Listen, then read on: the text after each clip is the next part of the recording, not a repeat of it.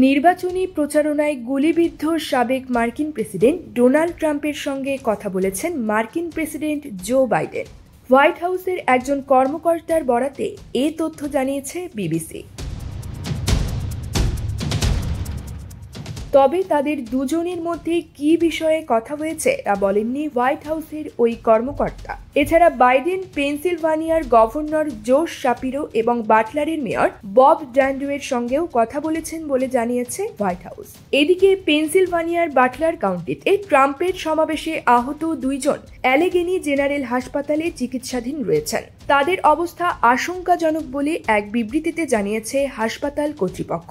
এতে সাবেক এই রিপাবলিকান প্রেসিডেন্ট কানে গুলিবিদ্ধ হয়েছেন। কার্যত হামলা থেকে অল্পের জন্য প্রাণে বেঁচে যান তিনি। স্থানীয় সময় শনিবার যুক্তরাষ্ট্রের পেনসিলভানিয়া অঙ্গরাজ্যের বাটলার শহরে এই হামলার ঘটনা ঘটে। হামলাকারী নিজেও আইন শৃঙ্খলা রক্ষাকারী বাহিনীর গুলিতে নিহত হয়েছেন। গোয়েন্দা কর্মকর্তারা জানিয়েছেন, ট্রাম্পকে লক্ষ্য করেই এই হামলা চালানো হয়েছিল এবং এটি ছিল গুপ্ত হত্যার প্রচেষ্টা।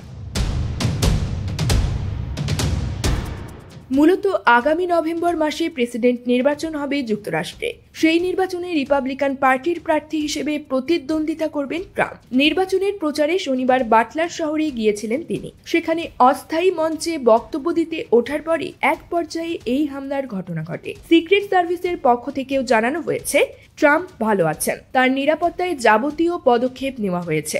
হামলার ঘটনাটি তদন্ত করে দেখবে সিক্রেট সার্ভিস। অন্যদিকে একাধিক মার্কিন বার্তা সংস্থার পক্ষ থেকে জানানো হয়েছে, সন্দেহভাজন হামলাকারীকে হত্যা করা হয়েছে। ট্রাম্পকে লক্ষ্য করে পরপর গুলি চালানোর পরপরই পাল্টা জবাব দেয় পুলিশ। শুটার ও তার পাশে দাঁড়িয়ে থাকা একজনের মৃত্যু হয়েছে।